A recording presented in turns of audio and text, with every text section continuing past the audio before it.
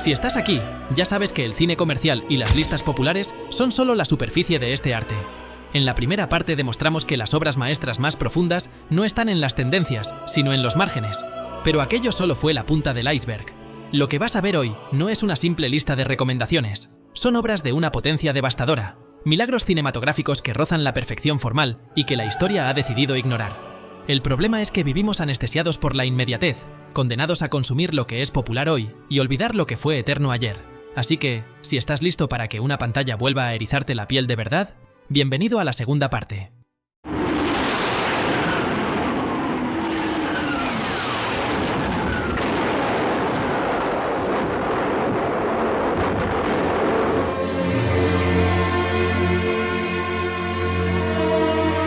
Cuando pensamos en el conflicto bélico, imaginamos trincheras y heroísmo, pero la verdadera pesadilla de la guerra no ocurre en el frente, sino en el alma de los que intentan huir de ella.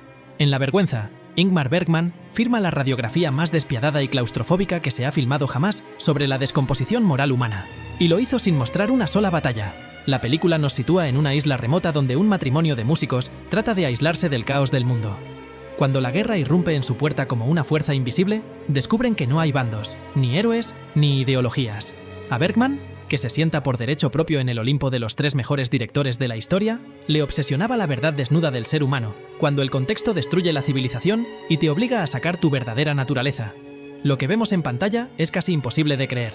Planos secuencia de 5 minutos sin un solo corte, repletos de explosiones, llantos y gritos. Todo filmado con un realismo documental salvaje, pero bajo una perfección técnica enfermiza, plasmando cómo la supervivencia transforma a personas cultas y sensibles en seres siniestros, vacíos de cualquier ética.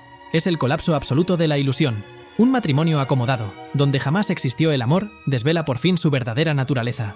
2 almas antagónicas atrapadas en el puro egoísmo, podridas por sus propias sombras y con la empatía completamente anestesiada. Pero lo doloroso es que no son malas personas. El director quería retratar a la persona promedio, y sobre todo, la gran mayoría de matrimonios. La guerra destruye el decorado y destapa la verdad, que bajo la fachada del amor solo había un pacto de pura supervivencia. La vergüenza hoy en día es desconocida no por ser una obra menor de Bergman, de hecho es de sus cumbres absolutas, sino por la tiranía del streaming, que la mantiene fuera del catálogo de casi todos los países. La mayoría de estas joyas, y de las mejores películas de la historia, no están literalmente en ningún lado. Muchos me preguntáis cómo las veo. Yo simplemente uso NordVPN en la tele, que te permite cambiar tu ubicación al país que quieras. Así desbloqueas el catálogo global de Netflix o Prime y te da acceso a plataformas como Criterion, que es donde sí están todas estas obras. Pero es que, aunque no tengáis suscripciones, os da acceso a servicios extranjeros totalmente gratuitos como Tubi o iPlayer, repletos de cine de autor. Os dejo el enlace con el descuento del canal en el QR en pantalla y abajo en la descripción. Sale por menos de un café al mes y me ayuda una barbaridad.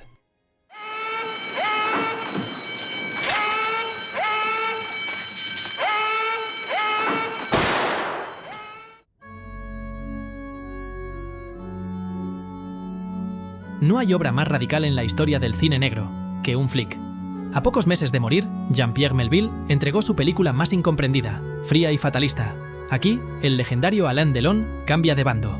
Deja el papel de asesino para interpretar a un comisario de policía cansado, con una mirada de hielo que devora la pantalla. Frente a él, un grupo de atracadores planea el golpe definitivo a un tren en marcha. Pero a Melville le da igual quién sea el bueno o el malo. A él le obsesiona el código, la profesionalidad enfermiza y la soledad de hombres que saben que su destino está escrito antes de empezar. Lo que hace de un flick una obra maestra es su forma de construir la tensión a través del silencio y la puesta en escena.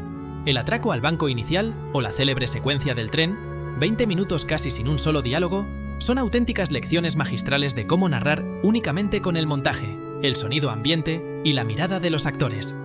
Es un cine glacial, crepuscular y estilizado hasta el extremo. Y no es solo dirección perfecta, es que Melville consigue que cada gesto sea sagrado, casi religioso. Encuentra la trascendencia en el simple hecho de estar vivo, de actuar y de seguir tu camino con toda tu alma. Por eso este cine es tan grande. Pero no podéis quedaros solo con un flick. Tenéis que ver del mismo director El Samurái y El Círculo Rojo. Esta es la más radical y experimental, pero junto a las otras dos, que honestamente son aún mejores, el cine moderno te va a parecer una vulgaridad frente a la grandeza del alma europea.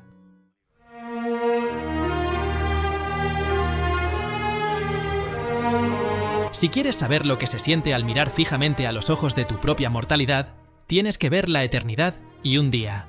El director Theo Angelopoulos construía catedrales de melancolía, y aquí entregó la meditación definitiva sobre el tiempo, el arrepentimiento y la belleza de lo cotidiano antes de que se apague la luz.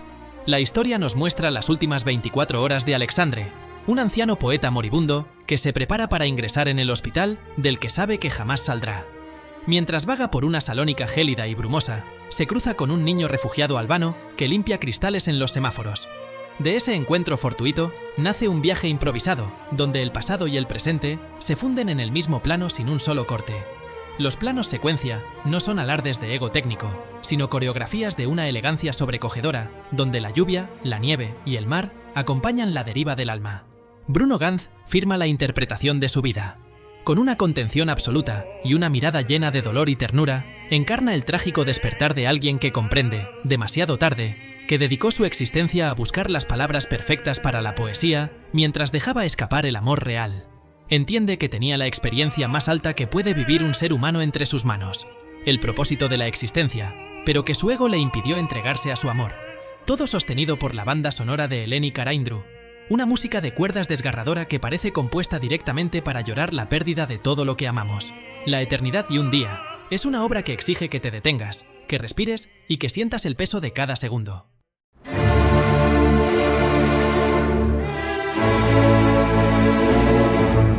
Pocos directores han filmado la pudrición moral con la elegancia, la opulencia y la ferocidad de Luchino Visconti.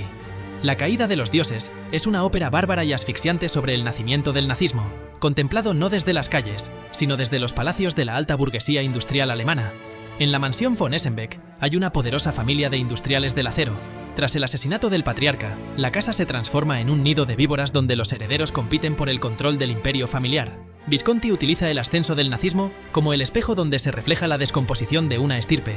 La codicia, el incesto, la parafilia y la locura se van apoderando de cada estancia en una espiral de decadencia operística. Aquí, las perversiones sexuales no son el jueguito divertido que intentan normalizar hoy en día, son el síntoma de un alma enferma, que una vez se desconecta del amor, va en caída en picado hacia la degeneración para sentir un gramo de emoción. Pero lo que va a hacer que no olvides esta película en tu vida es la reconstrucción de La noche de los cuchillos largos. Una bacanal de depravación, alcohol y sangre que te deja destrozado. Una obra cumbre, densa y sin concesiones que ejemplifica cómo el ser humano es capaz de vender su propia alma con tal de reinar sobre las cenizas.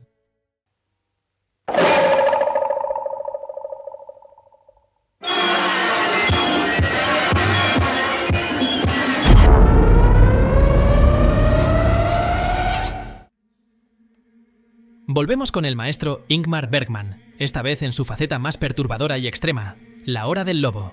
Mientras la mayoría del cine necesita recurrir a sustos baratos y monstruos digitales ridículos, Bergman solo necesitó una isla remota, sombras gigantes y los demonios internos de un artista al borde del abismo para firmar su única y verdadera obra de terror, entregando la película más retorcida, gótica y aterradora jamás filmada sobre cómo la locura devora la mente de un artista y destruye todo a su paso.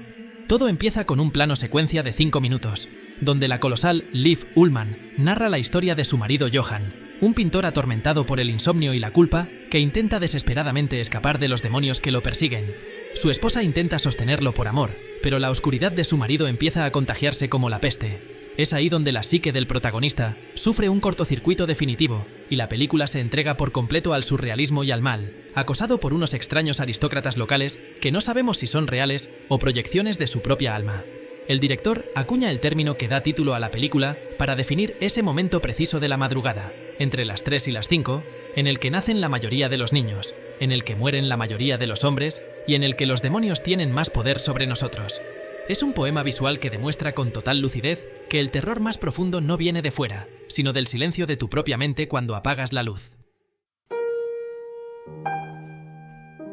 Olvídate de todo lo que crees saber sobre el cine. No existe en la historia del séptimo arte una exploración tan radical, devastadora y poética sobre el amor y la memoria como Hiroshima Mon Amour. El primer plano ya es una obra maestra por sí mismo. 2 cuerpos llenos de cenizas fundiéndose en un abrazo hermoso, purificándose con su propio sudor. Acto seguido empieza un diálogo totalmente poético con imágenes reales de la tragedia de Hiroshima. Solo este comienzo ya cambió el cine para siempre, pero una vez la historia parece haber cogido un rumbo tradicional, Todo se disuelve en un solo corte. Una mano de su amor durmiendo le recuerda a la mano de un cadáver que vio hace una década. A partir de aquí, entramos en una exploración de la conciencia, la memoria y el propio amor. La película toca un concepto fascinante, y es el ánima, de Carl Jung.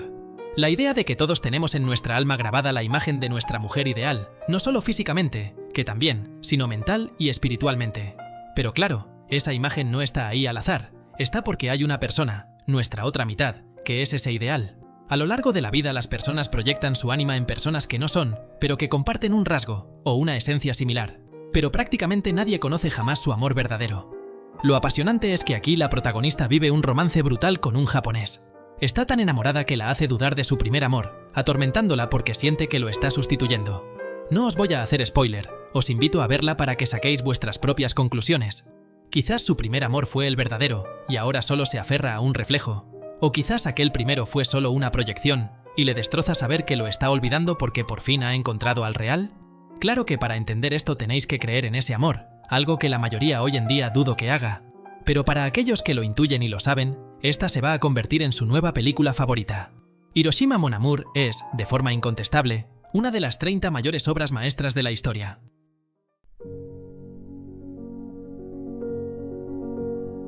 En un mundo enfermo de cinismo, pornografía emocional y contactos desechables, En cuerpo y alma se erige como un milagro de una pureza aterradora.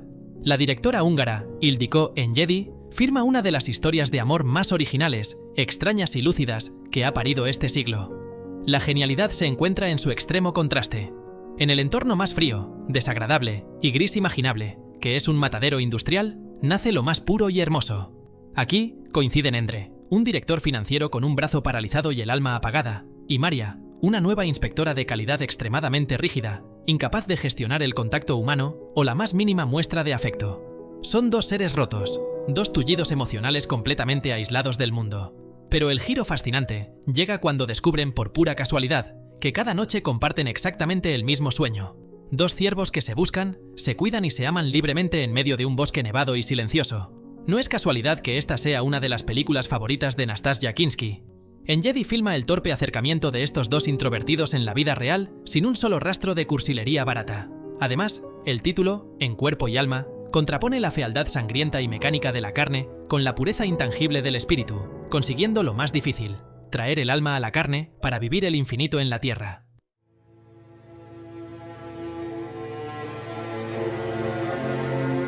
La noche de Michelangelo Antonioni es el espejo más directo y desolador de la sociedad actual. Te lo advierto, quizás esto te refleje algo que no quieres ver. Esta es la anatomía de dos seres vacíos, apáticos y desencantados que se anestesian mutuamente para no encarar el abismo de su propia existencia. Durante 24 horas acompañamos a Giovanni, un escritor consumido por la vanidad y la aridez creativa, y a Lidia, su esposa, una mujer sumida en la depresión. Ambientada en una Milán fría, industrial y alienante, la película sigue a esta pareja mientras deambula por hospitales, fiestas burguesas grotescas y paseos estériles. Antonioni utiliza la arquitectura moderna y los espacios desolados no como mero decorado, sino como la proyección exacta de la sequía emocional de sus protagonistas. Ellos no necesitan decir mucho, porque cada encuadre lo dice todo. La tragedia no es la muerte, sino no sentir nada frente a ella. Antonioni destroza la idea de que seamos seres materiales que se sacian con lo superficial, y se adelanta más de medio siglo a la apatía crónica de la sociedad. La pareja vaga por la fiesta buscando desesperadamente sentir algo, usando el coqueteo con extraños, como con el personaje de Mónica Vitti, como un parche temporal para anestesiar el aislamiento. Pero cada acción les deprime más, y la verdad se les planta en la cara. Esto no es amor, es la caída implacable de la ilusión y el pacto cobarde de dos almas que prefieren estar muertas juntas, antes que atreverse a estar solas. Hay películas que no se ven con los ojos, sino con la intuición y el espíritu. Krzysztof Kieślowski concibió en La doble vida de Verónica la obra más misteriosa, poética y melancólica jamás filmada sobre los lazos invisibles que unen a las almas. Un poema visual que prescinde de la lógica terrenal para hablar directamente a la parte de tu ser, que sabe que la realidad no se agota en lo que podemos tocar. La historia sigue a dos mujeres jóvenes nacidas el mismo día en ciudades distintas, Weronika en Polonia y Veronique en Francia. No se conocen, no saben de la existencia de la otra, pero comparten un talento musical prodigioso, una misma afección cardíaca y, sobre todo, una sensación física y profunda de no estar solas en el mundo. Kieślowski no necesita explicaciones racionales.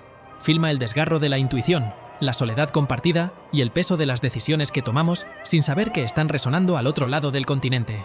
La fotografía con filtros dorados y verdosos de Sławomir Idziak y la banda sonora inmortal de Zbigniew Preisner crean una atmósfera de hipnosis absoluta. Irene Jacob firma una actuación doble de una pureza y una sensibilidad que te dejan sin aliento, transmitiendo un dolor y una belleza imposibles de traducir en palabras. Sin revelar un solo detalle de su desarrollo, la doble vida de Verónica es una catedral cinematográfica, una experiencia mística que te cambia la mirada y te recuerda que la existencia es un tejido infinito de resonancias secretas. Tess, de Roman Polanski, es la tragedia más hermosa, devastadora y cinematográficamente perfecta que jamás se ha filmado. Si esperas la típica película de época con trajes bonitos y romance edulcorado, estás completamente equivocado. Esta es la crónica de un alma vieja intentando sobrevivir en un mundo que no la merece. La historia nos muestra la vida de Tess, una joven purísima cuya vida queda maldita el día que su padre descubre un noble linaje caído en desgracia. Enviada a reclamar parentesco con una familia acomodada, Tess cae en las garras de Alec d'Urberville, un aristócrata cínico que la intenta seducir y abusa de ella. A partir de ahí, la película se convierte en una versión de El idiota de Dostoyevsky en su polo femenino, una pureza incorruptible que la sociedad no hace más que intentar aplastar. Pero es cuando aparece Ángel Clare, cuando la obra alcanza la trascendencia y se consolida como una de las mejores películas de todos los tiempos. Es la tragedia de tener el cielo en la tierra y que no haya más que obstáculos para disfrutarlo, pero también el milagro de vivir ese amor por el que vale la pena morir solo por una noche. El director de fotografía es nada más y nada menos que el responsable de 2001, quien por desgracia falleció en pleno rodaje. Por eso cada plano es un lienzo vivo, rodado con una luz natural sobrecogedora y un rigor técnico enfermizo. Pero el corazón de la obra es Nastassja Kinski, que no actúa, expone su propia alma ante la cámara. Esa pureza infinita que vemos es real. Esta es, después de Paris, Texas, mi película favorita de la historia. Todo en Tess te transmite la sensación constante de que estás presenciando algo predestinado y al mismo tiempo condenado, como si hubiera que pasar por el infierno terrenal antes de reunirse en la eternidad de Stonehenge. Ya le has hecho un favor a tu alma por llegar hasta aquí, así que no lo dudes más y mírate las películas que te hayan tocado. Y si quieres ver de verdad estas obras sin que una restricción de catálogo te diga qué puedes consumir en tu país, usa el enlace a NordVPN que te dejo abajo con el descuento del canal. Sáltate sus fronteras y accede a todo el cine de autor desde cualquier lugar del mundo, que encima me ayudas un montón. Muchísimas gracias por escucharme. Nos vemos muy pronto.